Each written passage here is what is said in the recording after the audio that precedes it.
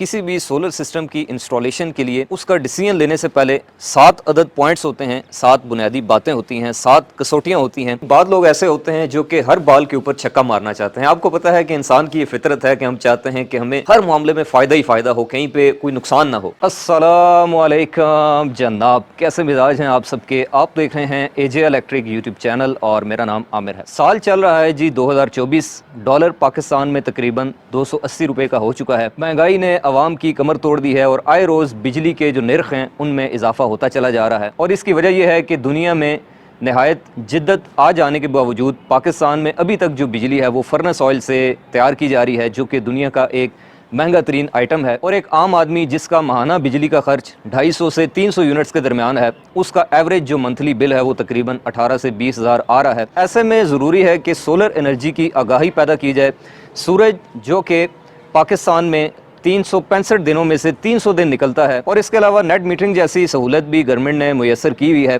तो जो लोग अफोर्ड कर सकते हैं वो जो है वो सोलर सिस्टम पे शिफ्ट हों और अपना बिल ज़ीरो करें, और जो लोग अफोर्ड नहीं कर सकते वो इसकी जानिब कोशिश करें। इसी मकसद के लिए आज मैं मौजूद हूँ ना सिर्फ पाकिस्तान के बल्कि दुनिया के कदीम तरीन शहर टेक्सला में, जिसकी तारीख़ आज से हज़ारों साल पुरानी है। ख़ास तौर पे बुद्ध मत मज़हब से रिलेटेड जो लोग हैं उनके लिए ये एक मुक़द्दस मुकाम की हैसियत रखता है। तो यहाँ पर टेक्सला का जो तारीख़ी अजायब घर है, म्यूज़ियम है, उसके बिल्कुल सामने हमने 20 किलोवाट का एक ऑन ग्रिड सिस्टम इंस्टॉल किया है। हमारे अजीज़ दोस्त हैं नबील साहब, इनके घर पे। और ये कॉम्बो सिस्टम है, यानी कि कॉम्बिनेशन है 6 किलोवाट प्लस 14 किलोवाट, यानी कि 14 किलोवाट का सिस्टम ऑन ग्रिड है और जो 6 किलोवाट वाला पोर्शन है वो हाइब्रिड है, क्योंकि ऑन ग्रिड सिस्टम आपको पता है कि लोड शेडिंग के दौरान बंद हो जाता है। तो ये जो सिस्टम आपको मेरी बैक साइड के ऊपर नज़र आ रहा है जी, इसके अंदर हमने जिंको सोलर के 555 वाट के जो 31 पैनल्स हैं उनका इस्तेमाल किया है और एक आई बीम स्ट्रक्चर बनाया है, जिसको हम गार्डर वाला स्ट्रक्चर भी कहते हैं। तो प्यारे दोस्तों, किसी भी सोलर सिस्टम की इंस्टॉलेशन के लिए उसका डिसीजन लेने से पहले 7 अदद पॉइंट्स होते हैं, 7 बुनियादी बातें होती हैं, 7 कसौटियाँ होती हैं, जिनके ऊपर आपने सोलर सिस्टम का जो डिसीजन है वो लेना होता है, वो करना होता है।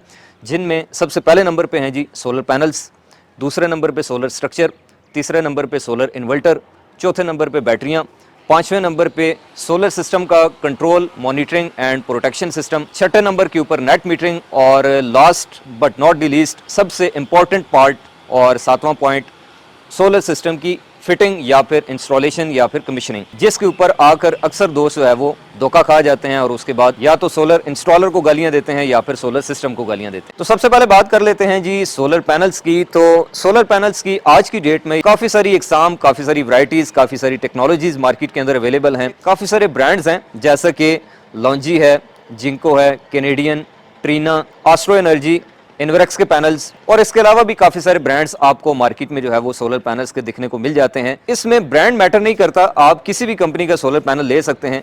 जो मेन चीज़ है वो ये है कि उस सोलर पैनल्स की मैन्युफैक्चरिंग टेक्नोलॉजी क्या है। जैसे कि 2 टाइप के पैनल्स आपको मिलते हैं, एक पी टाइप पैनल्स और दूसरे एन टाइप पैनल्स। पी और एन टाइप पैनल्स के ऊपर मैं डिटेल में बहस कर चुका हूं अपनी इस वीडियो के अंदर, जो कि आप जो है वो मेरे चैनल के ऊपर देख सकते हैं। इसमें जो सबसे लेटेस्ट और एडवांस टेक्नोलॉजी है वो है एन टाइप पैनल्स की, जिसकी जो लो लाइट परफॉर्मेंस है वो भी काफ़ी अच्छी है। फास्फोरस बेस्ड ये सोलर पैनल्स हैं। ये आपको कैनेडियन सोलर में भी देखने को मिल जाते हैं, जिंको में भी देखने को मिल जाते हैं, और बाकी भी जो कंपनीज हैं वो भी इसके ऊपर शिफ्ट हो रही हैं। इसके अंदर भी आपको 2 इकसाम के पैनल्स, जैसा कि मोनोफिशियल और बाईफिशियल पैनल्स जो हैं वो देखने को मिल जाते हैं। तो आप कोशिश करें कि जब भी आप अपने घर पे सोलर सिस्टम इंस्टॉल करवाएं तो आप जो अभी रिसेंट टेक्नोलॉजी है, जो लेटेस्ट टेक्नोलॉजी है एन टाइप पैनल्स की, उन्हीं के ऊपर जो है वो आप शिफ्ट हों। इसमें आप किसी भी ब्रांड का जो सोलर पैनल है वो ले सकते हैं। अब आ जाएं जी दूसरी मोस्ट इंपॉर्टेंट चीज़ के ऊपर, जो कि आपके सोलर सिस्टम की रीढ़ की हड्डी की हैसियत रखती है। अगर आपने इस चीज़ को ख़रीदने में मिस्टेक कर दी या फिर गलत फ़ैसला ले लिया तो फिर आप काफ़ी परेशानी का शिकार रहेंगे और फिर आपका जो डिसीजन है वो आपके लिए रिवर्स करना मुश्किल हो जाएगा। जी हाँ, मैं बात कर रहा हूँ जी सोलर इन्वर्टर की। अब इसमें 2 इकसाम हैं, एक हैं ऑन ग्रिड सोलर इन्वर्टर्स और दूसरे हैं हाइब्रिड सोलर इन्वर्टर्स। पहले तो आपने ये डिसीजन करना होता है और यकीनन हर वो इंसान जो कि सोलर सिस्टम इंस्टॉल करने का ख्वाहिशमंद होता है वो इसी पॉइंट के ऊपर आके फंस जाता है कि मुझे ऑन ग्रिड सूट करता है या फिर हाइब्रिड सूट करता है। तो ये भी चीज़ मैं आपको इसी वीडियो में क्लियर कर देता हूं कि अगर तो आप सिर्फ अपना बिल ज़ीरो कर रहे हैं, अगर आप किसी ऐसे एरिया में रहते हैं जहां पर ज़ीरो लोड शेडिंग है या लोड शेडिंग बहुत कम दौरानिए के वक्त होती है, या फिर आपका बजट कम है, तो फिर आपको ऑन ग्रिड सोलर सिस्टम जो है वो सूट करता है, जिसमें बिजली बना के आप सिर्फ वापडा को सेल करते हैं। बैकअप के लिए आपको अपना जो यूपीएस है उसका जो इस्तेमाल है वो करना पड़ता है। लेकिन अगर आप किसी ऐसे इलाके में रहते हैं जहां पर लोड शेडिंग बहुत ज़्यादा है, बिजली बार बार आती जाती है, और अगर आप एक ऐसे इंसान हैं कि जो चाहते हैं कि हर वक्त 24 घंटे मुझे पावर सप्लाई नॉन स्टॉप अपने घर पे मिलती रहे, तो फिर आपको हाइब्रिड सोलर सिस्टम की तरफ जाना पड़ता है। तो जब आप ये डिसाइड कर लेते हैं कि आपने ऑन ग्रिड की तरफ जाना है या हाइब्रिड की तरफ जाना है, उसके बाद बारी आती है कि आपने ब्रांड की सिलेक्शन करनी है और रेटिंग की सिलेक्शन करनी है कि आपको कितने किलोवाट का सिस्टम सूट करता है। तो मैं आपको जो टॉप ब्रांड्स हैं ऑन ग्रिड सोलर इन्वर्टर्स के, उनके नाम बता देता हूं। जैसा कि पाकिस्तानी मार्केट की बात की जाए तो आपके पास आ जाता है जी हुआवे के inverters, GoodWe, Solis, Solex, Growatt, so far. अब आ जाएं जी हाइब्रिड इन्वर्टर्स के ऊपर। तो यहाँ पर अब आपके पास दो ऑप्शंस होते हैं, दो कैटेगरीज होती हैं। पहली कैटेगरी है जी IP21 इन्वर्टर्स की और दूसरी कैटेगरी है IP65 इन्वर्टर की। सबसे पहले आपने अपने बजट के अकॉर्डिंगली और अपनी रिक्वायरमेंट के अकॉर्डिंगली ये डिसाइड करना होता है कि आपने IP21 इन्वर्टर लेना है या IP65 इन्वर्टर लेना है। IP21 उन इन्वर्टर्स की रेटिंग होती है, उन इन्वर्टर्स को कहा जाता है जिनके अंदर कूलिंग के लिए कूलिंग फैंस लगे होते हैं। जब ये चलते हैं तो इनकी जो पंखे हैं, इनकी आवाज़ का अच्छा खासा शोर होता है। इनके अंदर एंटी डस्ट फिल्टर लगे होते हैं जो कि आसपास की हवा को अपने अंदर सक करते हैं और पूरा जो अंदर सर्किटरी है उसको कूल करते हैं। इनकी मिसाल बिल्कुल ऐसी है जैसा कि आपकी गाड़ी में एयर फिल्टर्स होते हैं, और अगर आपकी गाड़ी के एयर फिल्टर्स वक्त पे तब्दील ना हो या फिर वो चोक हो जाएं तो गाड़ी आपकी हीटअप हो सकती है। बिल्कुल यही मिसाल सोलर इन्वर्टर्स की भी है कि अगर आप अपने इन्वर्टर के डस्ट फिल्टर्स को वक्त पे साफ नहीं करेंगे तो फिर आपका इन्वर्टर हीटअप होगा, उसमें 02 जो ओवर टेम्परेचर का फॉल्ट है वो भी आएगा और आपका इन्वर्टर जल भी सकता है, उसको आग भी लग सकती है। लेकिन ये सारी प्रॉब्लम्स प्यारे दोस्तों IP65 इन्वर्टर के अंदर नहीं होती, क्योंकि उसके अंदर कूलिंग के लिए कूलिंग फैंस की जगह हीट सिंक्स लगाए जाते हैं, एल्यूमिनियम के बने होते हैं, काफ़ी हैवी ड्यूटी और मजबूत किस्म की इनकी बॉडी होती है। उसमें कोई भी रेटिंग का इन्वर्टर हो, 6 किलोवाट हो, 5 हो, 3 हो, 10 हो। IP65 इन्वर्टर एनवायरमेंट प्रोटेक्शन के साथ आते हैं। इनमें डस्ट प्रोटेक्शन होती है, रेन प्रोटेक्शन होती है, सन रेज की प्रोटेक्शन होती है। अब इसके अंदर भी काफ़ी सारे आपके पास ऑप्शन हैं, जैसे कि आप 1 किलोवाट से लेकर 12-15 किलोवाट तक के हाइब्रिड इन्वर्टर आपको पाकिस्तानी मार्केट में देखने को मिल जाते हैं। जैसा कि इन्वरक्स की नाइट्रॉक्स सीरीज़ है, सोलर मैक्स की ऑनिक्स सीरीज़ है, जैसा कि 6 किलोवाट का काफ़ी मशहूर इन्वर्टर है जो कि हमने अपने इस सिस्टम के अंदर भी मैंने इंस्टॉल किया है जी, PV9000। और इसके अलावा भी आपको काफ़ी सारे ब्रांड्स के IP65 इन्वर्टर देखने को मिल जाते हैं। तो हमेशा कोशिश करें कि आप जब अपने घर पे सोलर सिस्टम इंस्टॉल करें तो IP65 इन्वर्टर की तरफ मूव करें। अगरचे इनमें बजट थोड़ा सा ज़्यादा होता है, लेकिन ये आपको लॉन्ग टर्म जो है वो फायदा देंगे और आपका देर तक साथ निभाएंगे। सोलर पैनल्स के बाद अब जो दूसरा मोस्ट इंपॉर्टेंट पार्ट है जी आपके सोलर सिस्टम का, वो है सोलर स्ट्रक्चर। अब सोलर स्ट्रक्चर डिपेंड करता है जी आपके रूफ टॉप के ऊपर, यानी कि आपके छत के ऊपर। अगर तो आपका छत इस तरह का है कि उसकी जो साउथ वाली साइड है, साउथ कहते हैं जी जुनूब को। अब पता कैसे चले भाई छत पे जुनूब कौन सा है? उसका तरीकाकार ये है कि अगर आप मशरक वाली साइड यानी कि जहाँ से सूरज निकलता है उसकी जानिब मुंह करके खड़े हो जाएं तो आपके दाएं हाथ पे जो साइड बनती है इसको कहते हैं जी साउथ फेसिंग। और सोलर पैनल्स का जो टिल्ट है वो इसी साइड पे किया जाता है, सोलर पैनल्स को इसी जानिब मोड़ के लगाया जाता है। तो अगर आप अपने छत पे सोलर पैनल्स इस तरह से लगाना चाह रहे हैं कि आपकी जो ममटी है या फिर छत है उसकी साउथ फेसिंग के ऊपर, साउथ वाली साइड के ऊपर किसी किस्म की कोई दीवार नहीं है, कोई बाउंड्री वॉल नहीं है, किसी किस्म की कोई पानी की टंकी नहीं है, कोई ममटी नहीं है, या फिर कोई ऐसा ऑब्जेक्ट नहीं है जिसका शेडो आपके छत के ऊपर पड़ता हो, तो फिर आप नॉर्मल जो L3 या L2 स्टैंड्स होते हैं, फ्रेम होते हैं बने बनाए, उनकी मदद से निहायत कम कीमत के अंदर अपना सोलर स्ट्रक्चर जो है वो बना सकते हैं। लेकिन अगर आपका छत इस तरह का है कि जिसके साइडों पे कोई सफील है, बाउंड्री वॉल है, या फ्रंट के ऊपर कोई पानी की टंकी पड़ी हुई है, या फिर कोई ऐसा ऑब्जेक्ट है जिसका साया पड़ रहा है, तो फिर आपको कस्टमाइज फैब्रिकेशन की तरफ जाना पड़ता है, यानी कि स्ट्रक्चर को अपलिफ्ट करना पड़ता है, उठा के लगाना पड़ता है। अब ये कस्टमाइज फैब्रिकेशन आप पाइपों की मदद से भी कर सकते हैं और गार्डर्स की मदद से भी कर सकते हैं। पाइप की मदद से अगर आप स्ट्रक्चर बनाते हैं तो सस्ता तो वो काफ़ी पड़ता है, लेकिन उसकी लाइफ कम होती है, क्योंकि पाइप के अंदर पानी चला जाए तो उसको जंग लग जाता है और इस हिसाब से उसकी उम्र जो है वो कम हो जाती है। दूसरी तरफ जो आपका आई बीम स्ट्रक्चर होता है, इसको आई बीम भी कहते हैं, बाद लोग इसको एच बीम भी कहते हैं।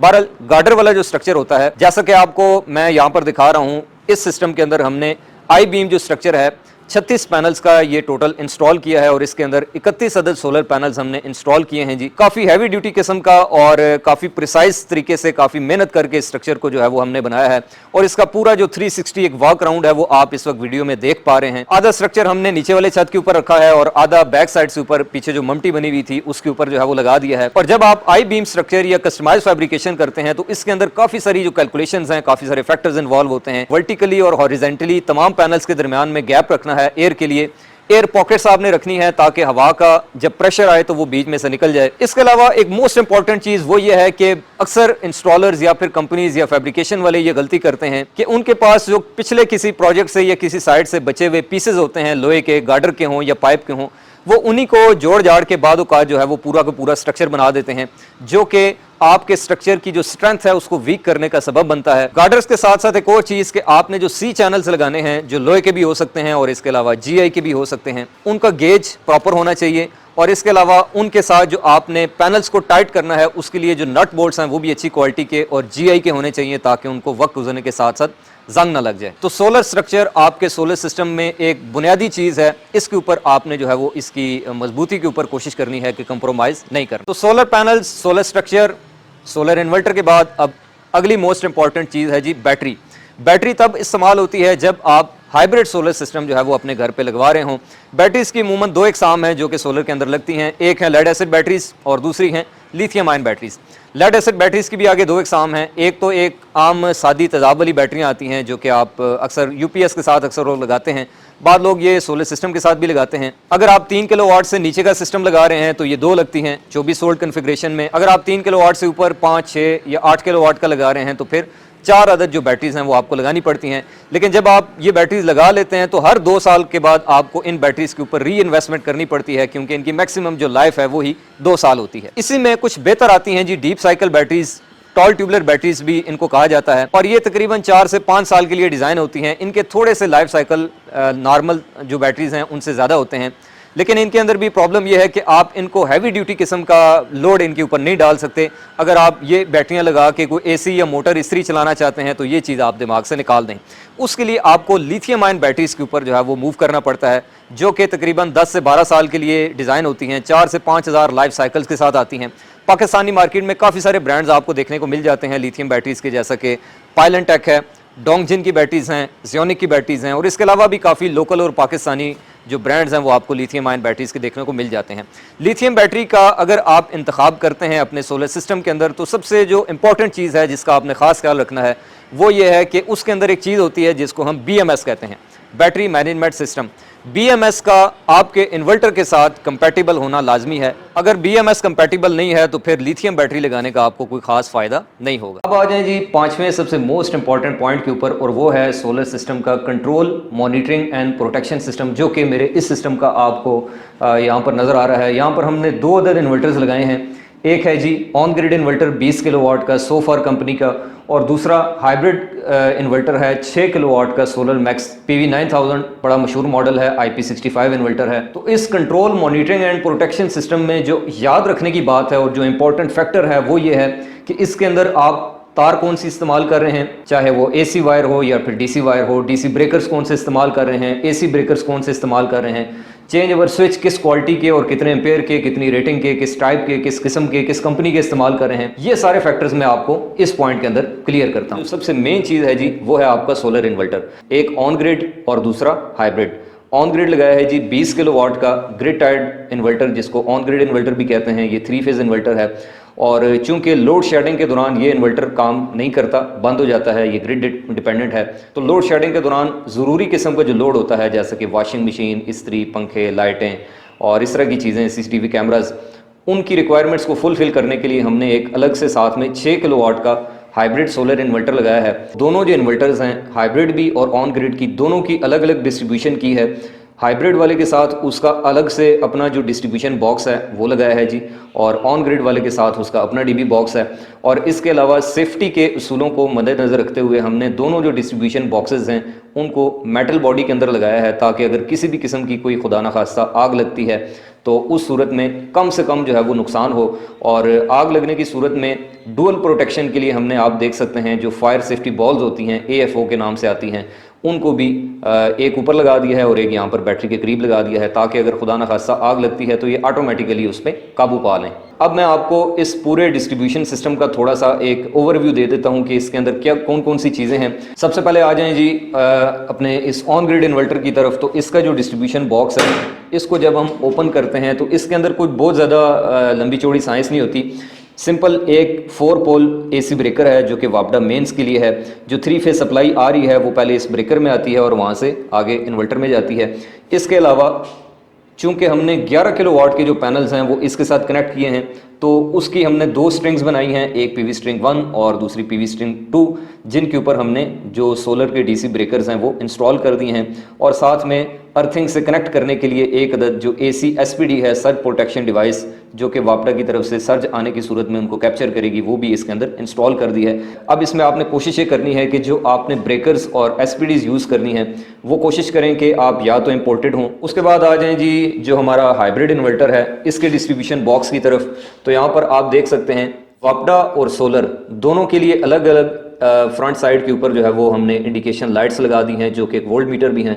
ये वापडा के वोल्टेज दिखा रहा है, ये सोलर के दिखा रहा है। और अगर हम इसको ओपन करते हैं तो यहाँ पर आपको नज़र आ रहा है कि हर चीज़ प्री प्लान तरीके से नहायत खूबसूरती और नफासत के साथ हमने इस DB को जो है वो ड्रेसअप किया है, केबल टाइज लगाकर। सबसे ऊपर आपको सोलर के जो ब्रेकर्स हैं वो देखने को मिल जाते हैं, उसके साथ SPD देखने को मिल जाती है एज इट इज़। अब चूंकि ये एक सिंगल फेज इन्वर्टर है तो इसके साथ 2 पोल SPD लगी है। इसी तरह से यहाँ पर नीचे आप आ जाएं तो सबसे पहले आपको वापडा इन का ब्रेकर, उसके साथ voltage protection device, light load का ब्रेकर, हैवी लोड का सेपरेटली ब्रेकर, और नीचे लाइट लोड और हैवी लोड दोनों को बाईपास करने के लिए, ताकि अगर हमारा ये जो इन्वर्टर है ये खुदा ना खास्ता ख़राब होता है या इसको सर्विस के लिए भेजना पड़ता है, तो लोड को ऑन हालत में रखने के लिए आप बजाय इसके कि तारें स्वैप करते पड़ें, आप सिंपली इन चेंज ओवर्स को पोजीशन जो वापडा की है उसके ऊपर करके अपना लोड जो है वो बाईपास कर सकते हैं। तो जब भी आप अपने घर पे हाइब्रिड सोलर सिस्टम इंस्टॉल करवाएं तो आप कोशिश करें कि इस तरह से आपने प्रॉपर एक डिस्ट्रीब्यूशन बॉक्स बनवाना है, जिसके ऊपर आपके सारे भी जो कंट्रोल्स, सेफ्टी, मॉनिटरिंग और इससे रिलेटेड जितनी भी जो डिवाइसेस हैं, जो ब्रेकर्स हैं, वो तरतीब से लगे हों, और ना सिर्फ लगे हों बल्कि उनके ऊपर टैग्स भी लगे हों कि कौन सी चीज़ किस काम के लिए है। उसके बाद छठा मोस्ट इंपॉर्टेंट फैक्टर वो है जी नेट मीटरिंग या फिर ग्रीन मीटर।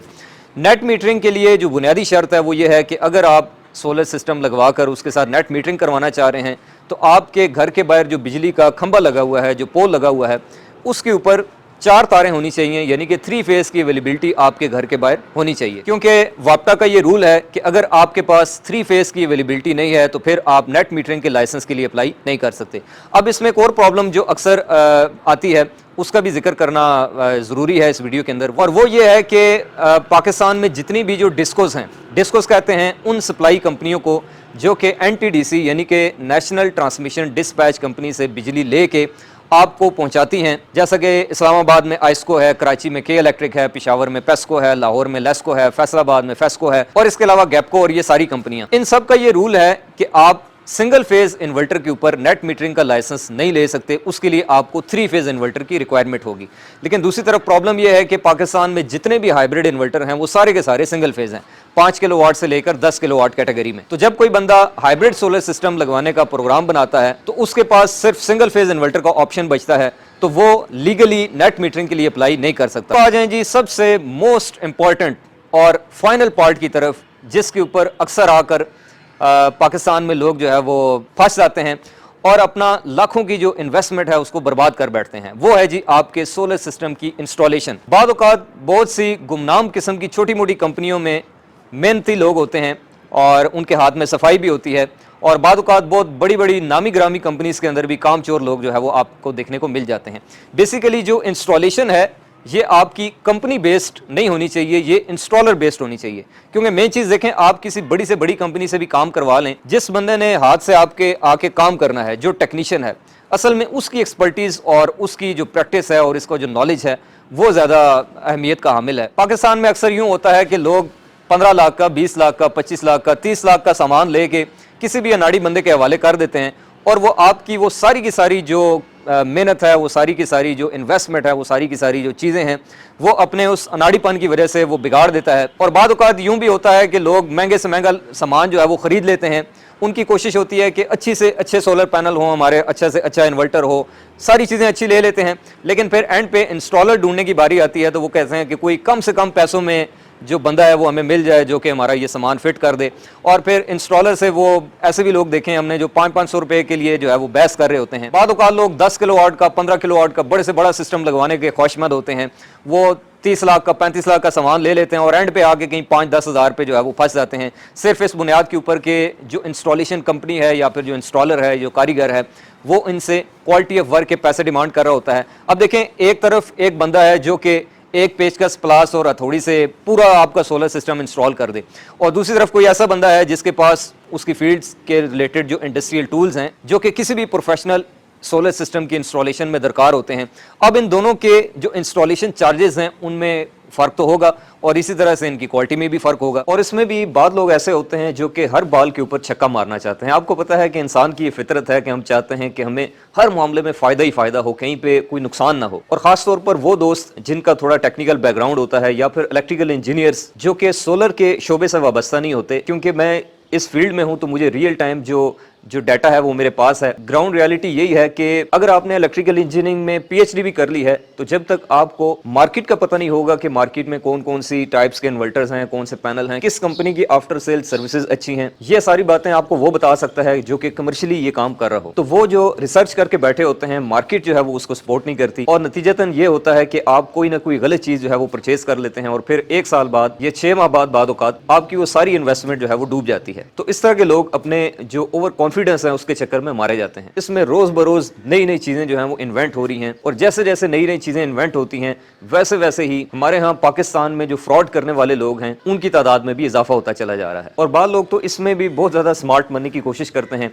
वो आपको 40 किलोमीटर 30 किलोमीटर दूर से जो है वो मुख्तलिफ इंस्टॉलर्स को या सोलर कंपनी वालों को साइट विजिट के बहाने बुला लेते हैं। बस वो सिर्फ आइडिया चोरी करना चाह रहे होते हैं। वो आपसे सारा लेआउट, सारा प्लान, वायरिंग का और जितना भी जो डिज़ाइन है, जितने भी जो रूट्स हैं वो समझ लेते हैं और उसके बाद तकरीबन महीने बाद पता चलता है कि जनाब उन्होंने किसी लोकल इलेक्ट्रिशियन की मदद से या फिर खुद जोड़ तोड़ करके जो है वो सिस्टम लगा लिया है। तो ये देखें, एक गैर अखलाकी हरकत है कि आप दूसरों का वक्त और पैसा जो है वो ज़ाया करें। तो मेरा आपको मशवरा ये है कि जब भी आप अपने घर पे सोलर सिस्टम इंस्टॉल करने का प्रोग्राम बनाएं तो आप कोशिश करें कि आप वो जो आपका वेंडर है या फिर इंस्टॉलेशन कंपनी है या इंस्टॉलर है या फिर कोई भी है, उसके पहले लगे हुए जो प्रोजेक्ट हैं वो देखें, उनकी तस्वीरें देखें या फिर उनकी साइट को जाके विजिट करें, क्योंकि ये एक ऐसा पॉइंट है कि जो एक बार आपकी इंस्टॉलेशन हो गई फिर वो आपका डिसीजन रिवर्स नहीं हो सकता। तो जहां पर आप अपने जो प्रोडक्ट्स हैं, सोलर पैनल्स हैं, सोलर इन्वर्टर हैं, इनके ऊपर रिसर्च करने में अगर आपको 1 महीना लगता है तो कोशिश करें इंस्टॉलर का इंतखाब करते वक्त आप 2 महीने लगाएं, लेकिन डिसीजन जो है वो आपका ठीक होना चाहिए। अब आखिर में हमारे साथ मौजूद हैं जी नबील साहब, जिनके घर पे हमने ये जो 20 किलोवाट का on grid plus hybrid system install किया है। तो हम इनसे जानेंगे कि नबील भाई, आपका क्या डिसीजन था सोलर सिस्टम के ऊपर शिफ्ट होने का, क्या वजूहात थी, ये आप थोड़ा सा मैं चाहता हूँ कि हमारी ऑडियंस के साथ शेयर करें। जी, मेरा सबसे पहले तो ये डिसीजन इस वजह से लिया है कि आपको आइडिया है कि दिन ब दिन बिजली महंगी होती जा रही है, गैस की प्राइसेस इंक्रीज़ हो रही हैं, तो हमने ऐसी चीज़ों पे शिफ्ट होना था कि हम क्लीन एनर्जी ज़्यादा इस्तेमाल कर सकें। सही। और लोड शेडिंग का भी आपको इशू का आइडिया होगा, तो ये वजह थी कि इस पे शिफ्ट हुए हैं। इसके अलावा भी आपकी चूँकि इलेक्ट्रिक अप्लायंसेस भी हैं। जी हाँ, तो इलेक्ट्रिक अप्लायंसेस हो गए, जैसे एसी हो गए। हमने साथ में एक स्टेप आगे लिया है कि हमने चूल्हा भी जो है ना बिजली वाला कर लिया है। ठीक है। और ओवन वगैरह भी इलेक्ट्रिक हो गया, तो उसको करने के लिए कि हम जो है ना उसकी तमाम बिजली की जो ज़रूरत है अपने घर की, उसके लिए हम अपने सोलर को जो है ना कंप्लीट कर सकें। ठीक है।